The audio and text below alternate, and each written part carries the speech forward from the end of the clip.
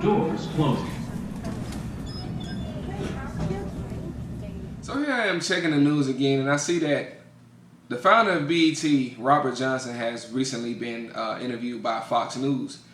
And the headline says that BET founder Robert Johnson says Democrats are taking black voters for granted and calls for the Black Lives Matter to form its own party. Now, first of all, to me, then this just goes back to how I say the media is just all corrupt from the conservative stations on down. These stations are all, to me, in cahoots, being used by the devil or something. It just doesn't make any sense for them to withhold certain information the way that they do. But this guy is saying that the Black Lives Matter should form their own party.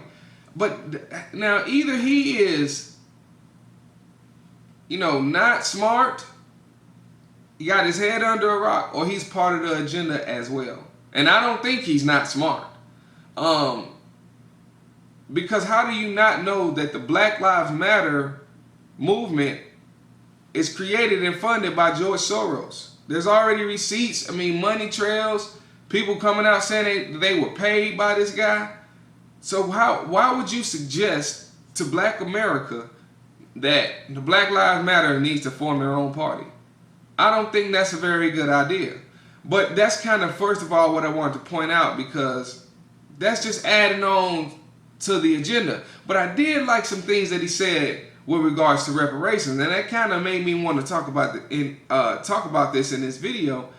I've never really thought about reparations. I never really gave it much thought, because I feel like you can make a good case for one way or the other on it, and I don't know. I haven't really found a place to land on it, if you will. But I heard in this conversation he made some really pertinent comments with regards to reparations. And then the second time that I just again raised this question with Vice President Biden, he said, when asked about reparations, I'm sort of paraphrasing, but he said, "I'll be damned if I will give any money to somebody I don't know and didn't do anything to." I get these questions. Well, shouldn't the black people have literacy training, financial literacy training, before you give them the money? One guy asked me, people who get free money like the lottery tend to waste it. They don't know what to do with it. Comparing reparations to a lottery ticket winner, or saying that black people don't have the DNA of a white person to manage money. It goes deep into what the problem is, that their wealth came on the back of African American slavery. As I've said before, I think I can give me some really bright forensic accountants from Price Waterhouse and say, okay, I want you to trace every dollar in America, and I'll guarantee you 80-90% of it trace back to slavery. A lot of white people and a lot of the white rich lineage, you can trace back to slavery. And granted, our own people sold us into slavery, but we can't really dictate one way or the other what happens to us or how we got here. All we can really give the story is what happened when we got here. But since then, there has definitely been systematic oppression, economically speaking, for black people. When you take into account how they tunnel us in certain neighborhoods, or they dropped dope and guns off in our neighborhoods and then threw us in jail.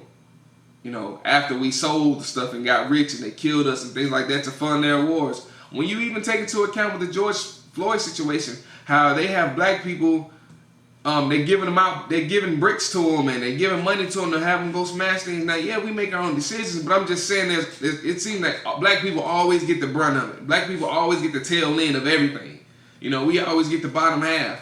And I think just when you consider all of those things, and so much more, Jim Crow laws, you name it. But I noticed with all of those good points he made about reparations, which actually could manipulate the vote one way or the other if you think about it. Because if black people hear this man talking like this about reparations, which to me again is some really good points, and I'm not one way or the other on reparations at this point. I haven't really thought about it much.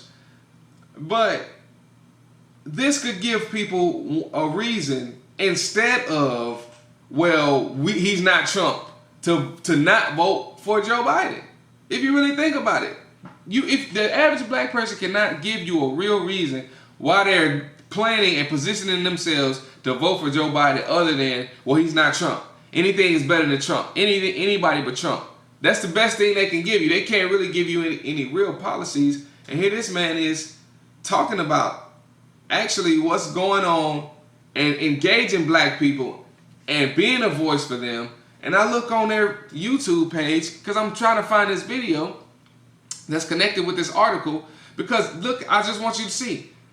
The headline talks about how he feels like Black Lives Matter needs to form their own party. So I'm looking for this video, and it's nowhere to be found on their YouTube page. All they have is things about the election or coronavirus. Something in terms of the election in a roundabout way or directly. Whether it's not smearing Joe Biden, bigging up Trump, coronavirus, they just continuing the whole narrative. But see, this man is engaging Black America with something pertinent to say, and you can't even find this interview on their page. They got every video they put out for Fox News, and then they skip right over that interview. They decide not to put that on. They decide not to publicize that. This is why I feel like you cannot trust the media.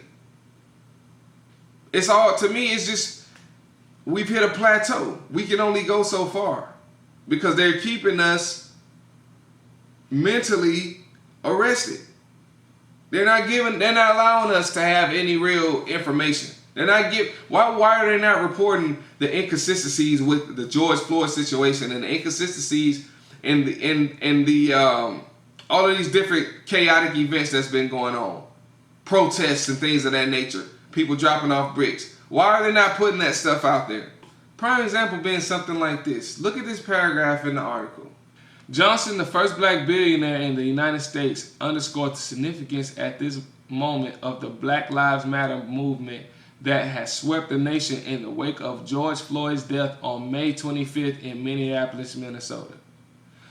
They still giving you the date of May 25th for George Floyd's death. Okay, which is fine. If that's the date we gonna ride with, that's fine. But at least report that the redacted footage that they put out leading up to the incident does not even match the same date. Let us know the inconsistencies of what's going on. I don't understand that. I just feel like they all together, and I just feel like turn it off. Doors closing.